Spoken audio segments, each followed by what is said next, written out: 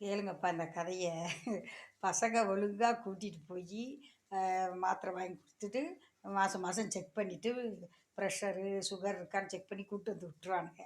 நானு பசங்கள வேண்டாம், வேலை பார்க்குறவங்கள சங்கடப்படுத்தக்கூடாதுன்னு, வீட்டுக்காரர் கூட போலாம் அப்படின்னு நெனச்சு, வீட்டுக்கு வடமதுரைக்கு போலான்னு நெனச்சா, அவரு லீவ் போட மாட்டேங்கிறாரு. அப்புறம் மாத்திரை சாப்பிடாம இருந்தா, சுகர் அதிகமா போயிரும். வேற பிரச்சனை வந்துருன்ட்டு, அப்புறம் நானே பஸ் ஏறி போயிட்டு, வந்தா வர்றப்ப எவ்வளோ நேரம் நிற்கிறது சரின்னு ஒரு பஸ்ஸில் ஏறியாச்சுப்பா. ஏறிட்டு எங்கே போவோம், எங்கள் ஸ்டாப்பில் நிற்குமான்னு கேட்டால் இல்லை, சீலப்பாடி தான் போகட்டேன். சரின்னு அப்புறம் சீலப்பாடியில் இறங்கி அங்கேருந்து டவுன் பஸ் பிடிச்சி அப்படியே வந்து வீடு வந்து சேர்ந்தாச்சு. வந்து இந்த பாருங்க தோசை சுட்டு கொண்டிருக்கிறேன். தோசை தோசை நல்லா பொடி தோசை சுட்டு, தெரியுதுங்களா? பொடி தோசை, பொடி பொடி பொடி போட்டு தோசை சுட்டு ரெண்டை சாப்பிட்ருவோம் பசிக்கு, ஓகேவா? அப்புறமேட்டுக்கு சாப்பாடு குழம்பு வச்சு சாப்பிட்டுக்கலான்ட்டு பொடி தோசை போட்டு சாப்பிட்டுட்டு இருக்கிறேன்.